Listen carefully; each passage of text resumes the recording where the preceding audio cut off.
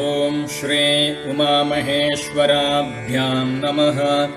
ॐ क्षीरं दधिघृतोपेतं मधुशर्करया युतं पञ्चामृतं ददास्यामि स्नानार्थं गिरिजापते। अथ पञ्चामृतस्नानं करिष्ये।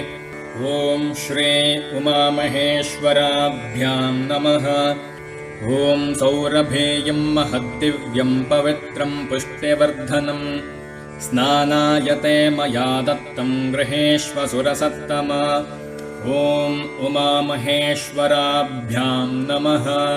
क्षीरस्नानं समर्पयामि। ॐ महास्वादुसमायुक्तं प्रसिद्धं परमाद्भुतं स्नानायते मया दत्तं दधीदं गृह्यतां शिव। ॐ श्री उमामहेश्वराभ्यां नमः।